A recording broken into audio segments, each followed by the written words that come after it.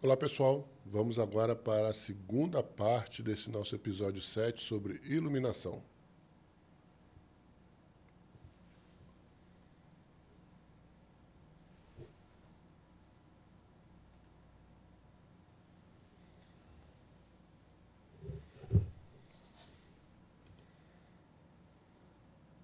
Então vamos lá.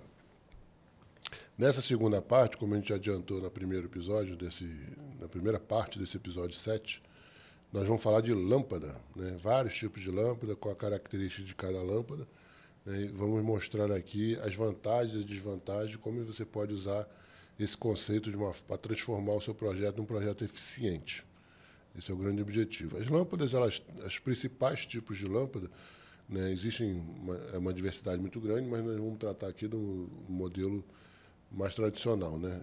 A gente pode subdividir ela em lâmpada incandescente, lâmpada de descarga e lâmpada LED. Se a gente percorrê-la, fizer uma subdivisão desses tipos, a lâmpada incandescente a gente pode categorizar como incandescente comum e incandescente halógena. A gente vai mostrar a diferença entre elas. As lâmpadas de descargas, elas vão desde a lâmpada fluorescente compacta, passando pela tubular, mercúrio, mista, metálico, sódio, e a lâmpada de LED, que é uma tecnologia nova, relativamente nova, né, que não tem nenhuma dessas características de incandescência ou de descarga. Falando da lâmpada incandescente comum, né, vários modelos, vários formatos, nenhum deles é bom. Todos eles têm uma eficiência muito baixa. Mas era o que tinha até algumas décadas atrás, era o que tinha disponível aí.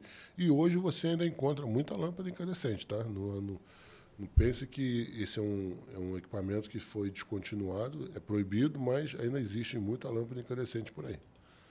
Como é que ela funciona, né? Ela tem um bulbo de vidro e dentro desse bulbo você tem vácuo ou um gás inerte, um gás que não tem oxigênio, que não possa entrar em combustão. Você tem um suporte onde você tem um filamento de tungstênio. E esse filamento, na passagem da corrente elétrica, ele fica incandescente, por isso que chama lâmpada incandescente. Ele fica como se fosse um mini-sol. Eu chamo sempre uma lâmpada incandescente como um mini-sol, só que ele não pega fogo porque ele não tem oxigênio ali dentro. Então essa lâmpada gera essa incandescência e gera emissão de luz. E essa emissão de luz, né, ela emite luz dentro de um espectro luminoso completo. A única vantagem dessa lâmpada incandescente, ela tem o IRC de 100, ela é um sol, e a temperatura de cor dela é uma luz amarelada, né? Ela tem essa característica, tem muitos amarelos e vermelhos, então a temperatura de cor média dela é de 2.700 Kelvin. Aí eu faço uma pergunta para você, né, uma enquete rápida, né? Ela consome energia elétrica. 100% dessa energia elétrica que ela consome, quantos por cento ela transforma em luz e quantos por cento ela transforma em calor? Você vê que essa lâmpada esquenta bastante. Então, se você for fazer uma enquete, eu sempre faço essa enquete, mas aqui eu estou fazendo a enquete também para vocês. Coloque aí nos seus comentários quanto que vocês... a sua opinião. Porque, de fato, só 5% da energia elétrica que entra ela é convertida em luz. 95% é convertido em calor. Então, essa lâmpada é um excelente aquecedor, mas um péssimo iluminador. Mas era o que tinha disponível na época, né? Mas tem muita gente utilizando isso ainda. Isso é uma principal característica da ineficiência dessa lâmpada, né? Quanto custa uma lâmpada dessa? Muita gente fala R$1, R$4, R$2, mas eu não estou perguntando o preço da lâmpada, eu estou perguntando o custo da lâmpada. Que o custo, além do preço de aquisição, ele tem o preço de operação. Se eu fizer uma conta simples aqui, ó, numa lâmpada de 60 watts, funcionando 12 horas por dia, 30 dias por mês, você vai ter um custo aí de quase R$200 por ano. R$200 por ano não é nada, mas eu estou falando de uma lâmpada. Você imagina num ambiente com 10 lâmpadas. Você está falando de um custo de 200 vezes 10, já dá R$2.000 por ano. Já é um bom presente de Natal que você consegue adquirir. E se essa lâmpada funcionar 24 horas por dia, né, você tem um consumo de energia, você tem a troca da lâmpada também, que ela queima, né? A vida útil dela é muito baixa, então você tem que comprar outras. Então, o custo médio de uma lâmpada dessa funcionando 24 horas por dia, por ano, é de R$ 485, quase R$ 400 é o custo de uma lâmpada. Uma lâmpada. Isso é só para ilustrar, porque eu quero mostrar para vocês que quando eu falo de custo, eu tenho custo de aquisição, que é o preço, e eu tenho custo de operação, que é o quanto de energia ela vai consumir, quanto de substituição eu vou precisar, quanto de mão de obra eu vou precisar para fazer a substituição. Às vezes eu tenho um pé direito muito alto que eu preciso montar andaimes para poder fazer essa substituição. Isso tudo entra na conta do custo de um sistema de iluminação.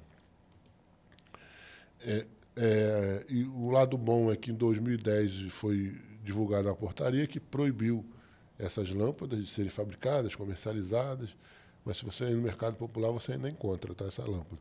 Mas ela foi banida em etapas, né? Em 2016 já foi totalmente banida no mercado formal, mas algumas exceções, né, aconteceram, né? Por exemplo, essa lâmpadazinha que a gente chama de bolinha, ela não foi proibida, né?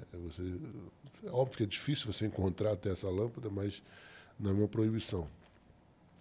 E hoje você tem, por conta dessa portaria aqui, considera a lâmpada de tungstênio, né? Você tem hoje uma lâmpada incandescente de um filamento, né, de tungstênio, de carbono, né? Não é nem de tungstênio, é de carbono.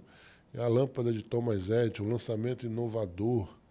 Essa lâmpada, ela proliferou, né, no mercado, aí, né, decoração.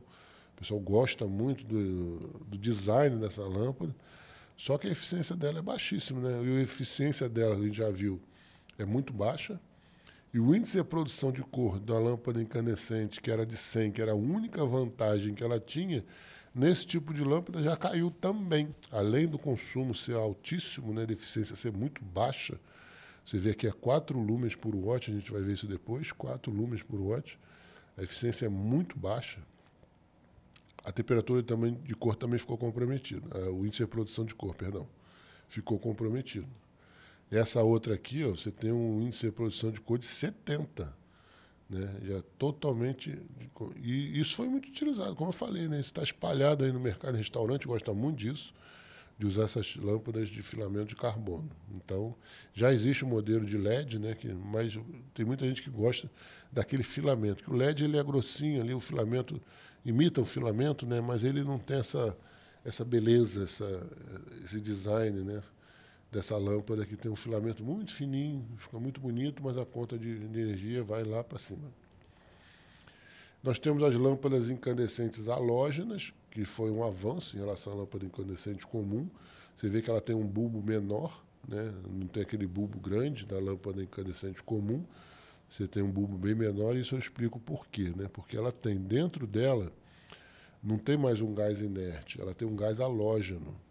O que acontece com o filamento da lâmpada? Quando ele entra em incandescência, parte do tungstênio que está aqui, ele é evaporado.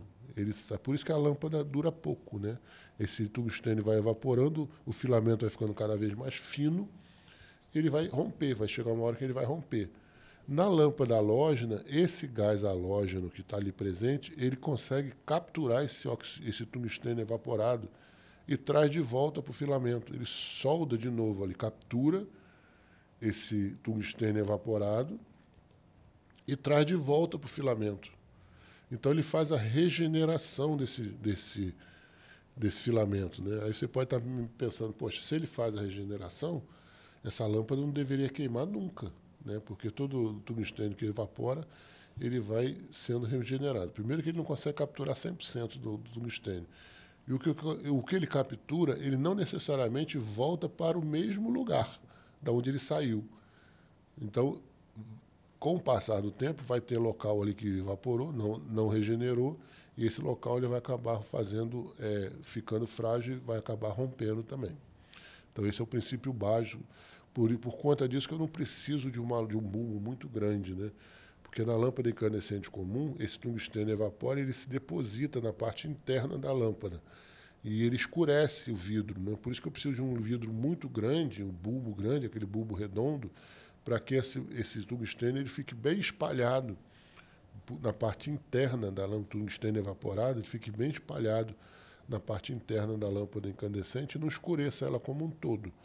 Nesse caso da lâmpada halógena, como eu não tenho esse depósito de tungstênio evaporado no interior da lâmpada numa grande quantidade, eu não preciso de um bulbo muito grande. Por isso que as lâmpadas halógenas elas têm uma dimensão bastante reduzida.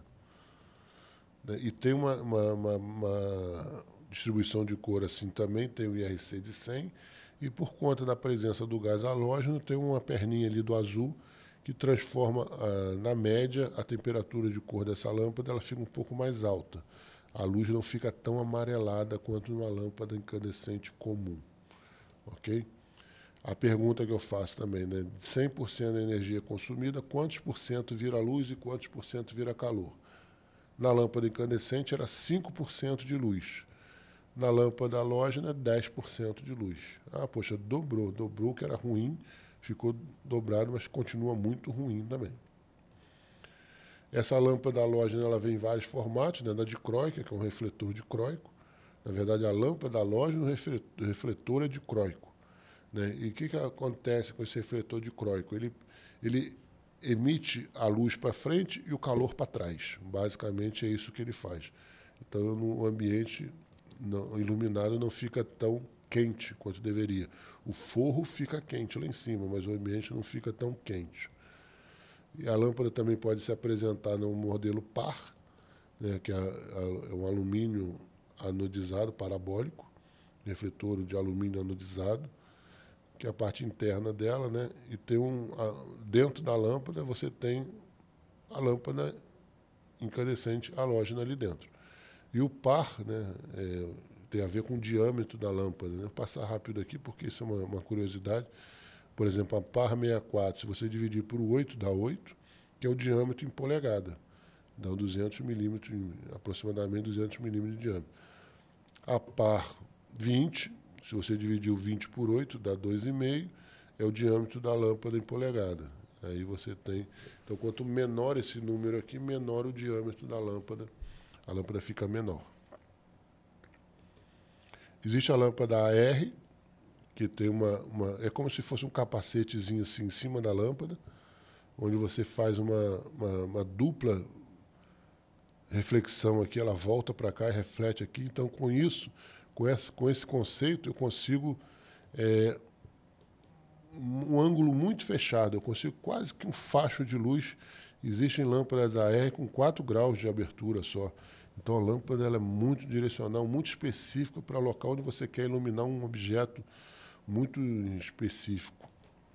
Tem vários formatos, a AR48, a AR70 e a AR111. A AR111 tem um ângulo muito fechado, ela atinge até 8 metros de distância com esse feixe de luz, mas pouco utilizado também, porque tudo é lâmpada basicamente incandescente. Existem LED nessa categoria, mas o LED não precisa dessa capa metálica, desse capacetezinho ali para fazer esse direcionamento. Existem outras técnicas que você consegue esse mesmo efeito sem precisar lançar a mão desse conceito aí da cobertura. O banimento das lâmpadas, aquela portaria de 2010, também deixou de fora, além da lâmpada bolinha, deixou de fora as lâmpadas halógenas, né? Que eram utilizadas ainda em alguns objetos, né? A farol de carro antigo ainda tem lâmpada desse tipo. Você utiliza essa lâmpada também para estufas. Então, ela não foi 100% banida. As lâmpadas de descarga, que é outra categoria, né? Que envolve uma série de lâmpadas. Como é que uma das mais conhecidas no passado era a lâmpada fluorescente tubular. Como é que funciona a lâmpada fluorescente tubular? Ela tem aqui 2 eletrodos, positivo e o negativo, que emitem elétron de um para o outro. É como se fosse um curto-circuito. Passa aqui. Por isso que você tem um reator externo para não deixar acontecer o curto-circuito efetivamente. Então, você tem aqui a passagem de corrente elétrica por dentro de um gás. Esse gás ele tem mercúrio, né, na sua composição, e o mercúrio, quando ele é excitado com corrente elétrica, ele emite luz. Só que uma luz não é visível. É uma luz no espectro que o ser humano não consegue enxergar. Então, para que essa luz ultravioleta se transforme em luz visível, ela passa por uma camada de fósforo que reveste o bulbo da lâmpada, o vidro da lâmpada. Na parte interna da lâmpada existe uma camada de como se fosse um talco, né? Se você olhar assim a lâmpada, você vai ver, é branco, mas parece um talco, aquilo é fósforo. A radiação ultravioleta que é emitida pelo mercúrio, ela ao entrar em contato com esse fósforo do revestimento, ela se transforma em luz visível. Então, por isso que essa luz ela tem essa característica, e mais tem esse problema seríssimo, que é mercúrio na sua composição.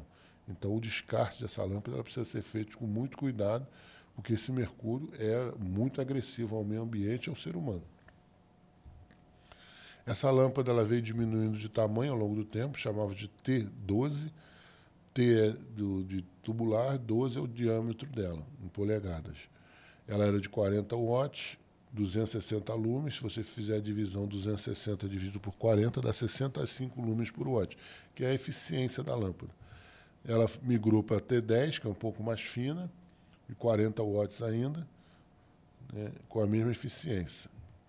A T8, que já é uma evolução, ela foi para 32 watts e emite um pouquinho mais de luz, então ela ficou mais eficiente. E, por fim, a T5, 5/8 de polegada, 28 watts e mais luz ainda, 2.900 lumens. Então, ela tem uma eficiência bastante interessante, essa lâmpada T5. Eu vou chamar a atenção disso aqui agora. Muita gente substitui essa lâmpada T5 por uma lâmpada de LED, achando que está fazendo uma grande economia. E não está, né? A comparação precisa ser muito bem feita. Óbvio que tem a desvantagem do mercúrio nessa lâmpada e a desvantagem da vida útil, mas na eficiência elas são parecidas. A gente vai mostrar um gráfico comparando todo mundo. Você vê que a lâmpada T5 ela é uma candidata complicada de você fazer uma substituição. Eu já vi muita gente ter problemas em projetos prometendo um ganho de eficiência altíssimo, quando se deparava com uma lâmpada dessa tubular T5. Então, tome esse cuidado também. Essa aqui, a gente já conhece essa numeração, 880, 865. O 8 é o quê? O 8 é o IRC da lâmpada, 80, e os dois últimos dígitos é a temperatura de cor. O primeiro caso aqui, 880, 80 de IRC, 8.000 temperatura de cor. Então tem muito azul. Você vai para o outro extremo aqui, 830, o IRC dela é 80 e 3.000 Kelvin, tem muito amarelo e vermelho. E aqui uma lâmpada 965, eu consigo um IRC de 90 com esse tipo de lâmpada. No passado a gente usava isso muito em museu, para fazer iluminação de museu, porque tem um IRC muito alto, mas essa lâmpada é muito especial. Posicionamento da lâmpada é uma coisa que pouca gente entende, pouca gente dá atenção a isso, né, do posicionamento. Eu não falo desse posicionamento, você vê que a iluminação em cima da estante, não no corredor da estante. Nós não estamos falando desse tipo de posicionamento, nós estamos falando desse posicionamento aqui, que vem também a informação no catálogo da lâmpada, né? E como é que funciona isso? Essa parte preta, onde está pintada aqui, nesse círculo, é a angulação que essa lâmpada não pode funcionar. Ela só pode funcionar na parte branca, né? O centro seria o receptáculo da lâmpada. Então, dependendo da lâmpada, eu tenho restrições físicas para ela funcionar. Tem umas que só funciona virada para cima, tem outras que só funciona virada para baixo, tem umas que só funciona para o lado, com uma certa inclinação. A partir de uma certa inclinação, ela não funciona, ela simplesmente não acende, né? Então, você tem que ter cuidado com isso. Existem várias condições, aí cada condição tem um número, P, 4, 5, 6, esse código você precisa conhecer. Mas olhando a figura, né, onde está preto, você não pode funcionar essa lâmpada. E essa lâmpada com a bolinha preta no meio é universal. Se essa lâmpada for com essa codificação, ela pode funcionar de qualquer jeito, para qualquer lado. Tudo isso é muito, muito natural. Então, vou mostrar alguns exemplos aqui. Essa lâmpada aqui no catálogo que eu peguei, ela tem a posição de funcionamento universal. Então, qualquer lado ela funciona. Essa aqui já tem um posicionamento chamado P45. Né? Aí, se você olhar naquele catálogo lá dos posicionamentos, P45 é isso aqui. Ela só funciona deitada, não funciona em pé e no ângulo máximo de 45 graus. Tem essa limitação. Essa outra lâmpada aqui tem uma posição de funcionamento P15. Você pega o código P15, você vê que também é uma lâmpada na horizontal com máximo de inclinação de 15 graus. Então, pouca gente conhece essa. Eu já vi projetos das pessoas desligarem e a lâmpada queimou. Não, ela não queimou, é que ela estava na posição inadequada, ela não acendeu. Isso é uma outra percepção que eu acho que pouca gente conhece. Eu estou trazendo aqui esses destaques, né? Na nossa experiência, a gente já percorreu bastante coisa. Isso aqui é uma câmara frigorífica, né? de armazenamento de produtos alimentícios, baixíssima temperatura e utilizando lâmpada fluorescente tubular para poder fazer a iluminação desse ambiente. Isso é bom? Não, não é bom. Por que não é bom? Porque a lâmpada fluorescente tubular ela tem essa característica aqui de funcionamento baseado na temperatura. O fluxo luminoso da lâmpada varia com a temperatura, né? Pouca gente conhece isso também. Na faixa de 20 graus, ela tem um máximo de fluxo luminoso. O fluxo luminoso dela é máximo. À medida que você vai aumentando, e nesse caso aqui, diminuindo a temperatura, eu estou próximo aí do 0 graus, né? Essa câmara frigorífica ali, por exemplo, era de 3 a 5 graus, o fluxo luminoso dela é reduzido à metade. Então você liga a lâmpada, ela fica assim, parece que vai apagar, não vai apagar, fica meio murcha, né? E para manter o nível de iluminamento adequado, você precisa de um dobro de lâmpada, né? Quando você usa uma lâmpada que não tem essa característica, você não tem esse problema. A lâmpada LED, por exemplo, é uma delas que não apresenta essa característica de redução de fluxo luminoso com a temperatura. Vamos falar um pouquinho da lâmpada fluorescente compacta, uma lâmpada que está presente no dia a dia, né? No começo ela era muito valiosa, né? Tem até essa brincadeira que o pessoal tinha que mantê-la guardada em sigilo, porque era muito cara quando ela começou. Isso aí nós estamos falando de 2000, 2001, até um pouco antes disso. Hoje já é até difícil de achar essa lâmpada no mercado, né? Que LED já está praticamente consolidado. Comparando uma lâmpada incandescente com uma lâmpada fluorescente compacta, né, nós estamos aí, na época, uma potência de 4 vezes menor, de 60 para 15 watts, o nível de iluminamento de lumen, né, que essa lâmpada, quantidade de luz que essa lâmpada produz, 864 para 900, a vida útil na lâmpada incandescente de 750 horas, que dá mais ou menos um mês de funcionamento contínuo, e a lâmpada de fluorescente compacta, 8.000 horas, que é mais ou menos um ano, né? Um ano tem 8.760, mais ou menos um ano de funcionamento contínuo. E o preço é R$ 2,00 contra 14. Né? Se a gente for fazer a conta aqui de custo total de uma lâmpada incandescente com a lâmpada fluorescente compacta, a lâmpada incandescente era muito mais barata, né?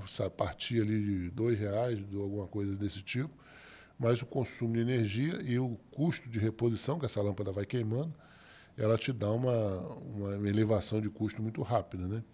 Então você vê aqui que antes do segundo mês, né, essas curvas já se cruzam, né? Então, se você acha que está levando vantagem em relação à lâmpada que comprou muito barato, você vê que antes do segundo mês, um mês e meio, você já está tomando prejuízo. E eu vou inserir aqui a lâmpada LED também para fazer essa comparação, né? A lâmpada LED você pode achar, não, então a lâmpada LED ela é muito rasante aqui, né? Então, fazendo a mesma conta, você vê que a LED bumbo ela tem um comportamento bem parecido com a lâmpada fluorescente compacta, né? No quinto mês aqui que faz o cruzamento, mas não é uma distância muito grande. O que eu quero dizer com isso? Eu quero dizer para você que se você encontrar um projeto com lâmpada incandescente, você não precisa nem fazer muita conta. Vai trocar para LED, só se preocupa com a luz. Agora, se você encontrar um projeto com lâmpada fluorescente compacta funcionando ou lâmpada fluorescente tubular T5, você tenha muito cuidado em fazer as contas muito bem feitas, porque talvez o teu payback não seja tão extraordinário quanto você está achando que seria, né? Fora as questões de mercúrio, que eu já comentei, de meio ambiente, sustentabilidade, eu estou falando só do consumo de energia. As lâmpadas de descarga de alta pressão, que diferente da lâmpada fluorescente tubular, que é de baixa pressão, elas é como se fosse uma lâmpada fluorescente dentro de um invólucro. Só que aquele trabalha com alta pressão. E dependendo do gás que está aqui dentro, ela muda. Se é vapor metálico, vapor de sódio. Então, o princípio de funcionamento é parecido. A lâmpada mista, ela tem, como o nome diz, ela tem mista, ela tem essa configuração e tem uma lâmpada incandescente aqui do lado. Por isso que ela é chamada de mista. Né? Mas, basicamente, a tecnologia é a mesma, só muda o gás interno ali que vai trazer as condições de luz e de eficiência. A lâmpada a vapor mercúrio é uma lâmpada antiga, né, muito utilizada na iluminação pública. Né, ela tem essa característica aqui. 5 é o IRC dela, ela é muito baixo, o IRC.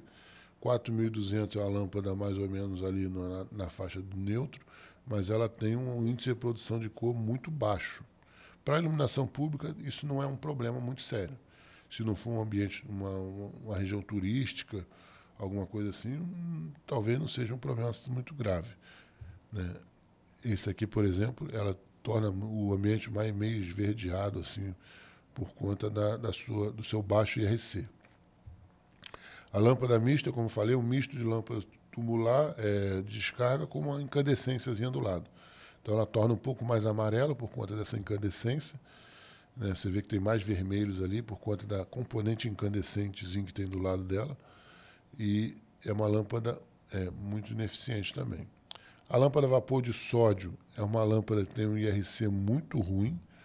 Né? Antigamente era muito ruim mesmo, de baixa pressão, era praticamente uma lâmpada amarela, você vê do lado esquerdo. E a lâmpada de sódio de alta pressão, ela continua ruim em termos de luz. Em termos de consumo de energia, essa lâmpada é muito boa. Ela tem uma eficiência bem interessante, mas a luz é muito ruim. Tá? O IRC dela é assim, ó, fica tudo parecendo monocromático no tom amarelado. E a lâmpada vapor metálico tem uma característica de luz muito melhor e uma eficiência quase tão boa quanto a lâmpada a vapor de sódio. Tem vários formatos, vários modelos, né? E você tem lâmpadas com IRC de 90, né? Que é um IRC bastante interessante. Aquela imagem que eu mostrei antes com vapor de sódio, ela foi substituída por vapor metálico e você vê que a reprodução de cor aumentou bastante. Você consegue ver até que a folhagem da árvore é verde, não é amarela. Né? E ela é muito utilizada em estádio de futebol, antes do LED. Não estou falando isso tudo antes da questão de LED, por conta dessa melhor reprodução de cor, né? Que no estádio de futebol a cor é importante, né? A camisa do time, o patrocinador, televisão envolvida, né? Transmissão pela TV, então cor é muito importante. Hoje em dia o LED está substituindo praticamente todo mundo. Isso aqui é uma comparação das 4 lâmpadas que eu mostrei, né? Com o mesmo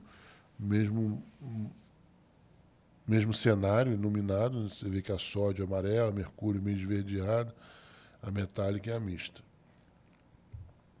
Falando de LED, né, existem vários tipos de luminárias LED, mas lâmpada LED tem basicamente 2, né, a bulbo e a tubular. Hoje você tem luminárias LED, que na verdade o LED é esse pontinho amarelo que você está vendo aqui à direita, e você consegue colocar isso em qualquer lugar. Né? A lâmpada bulbo substitui as lâmpadas incandescentes, com essa base E27, e a lâmpada fluorescente tubular é substituída pela LED tubular nesse formato. Mas hoje você tem lâmpada de LED em formatos infinitos, vamos dizer assim.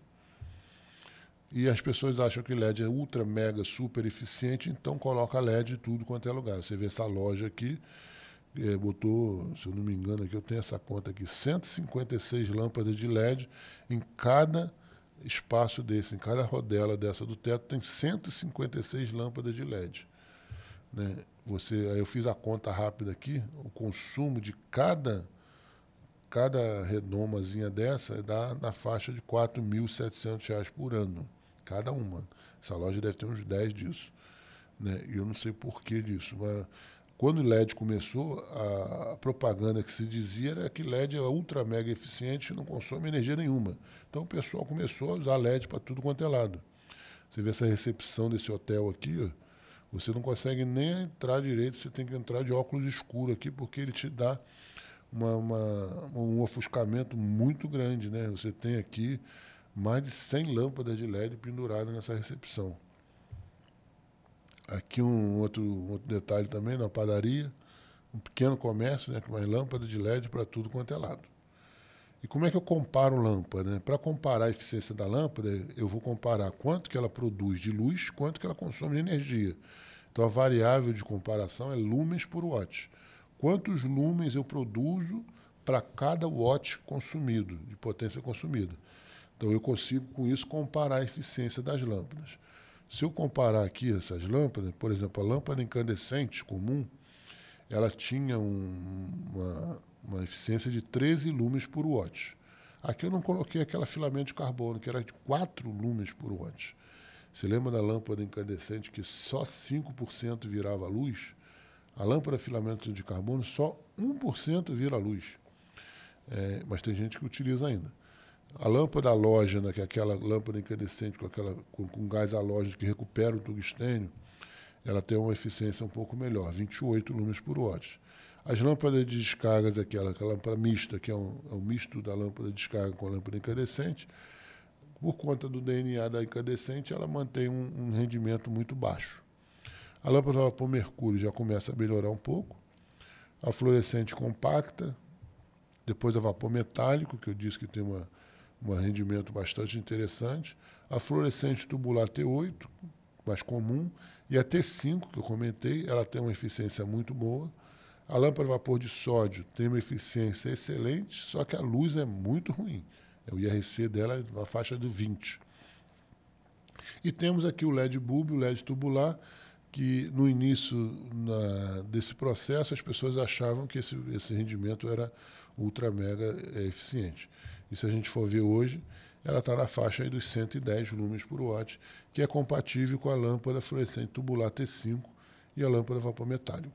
Se você não considerar essas questões ambientais, você tem que fazer uma conta bem feita para você substituir um equipamento desse tipo por LED hoje.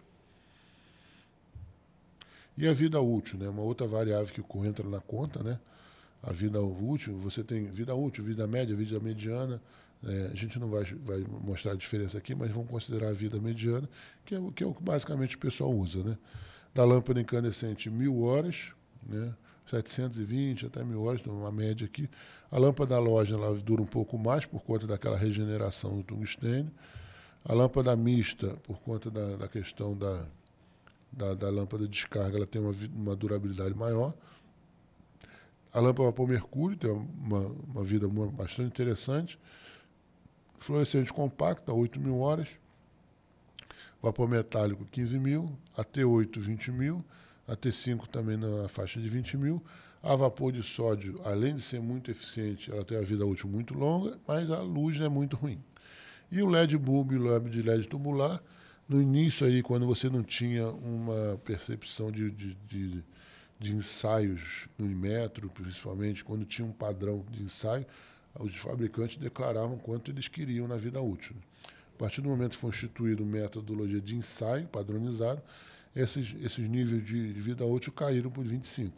Eu já tive a oportunidade de ver lâmpadas com declaração de 100.000 horas. E, na verdade, ela dura mais do que essas lâmpadas T5, mas também não é assim 50 vezes maior.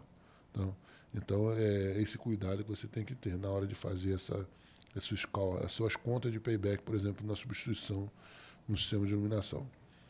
Bom, espero ter ajudado aí a vocês, né, a percepção de como utilizar uma lâmpada eficiente e a diferença entre todas elas, né? Eu acho que eu consegui mostrar aqui as principais características. Muito obrigado, um grande abraço a todos, até a próxima.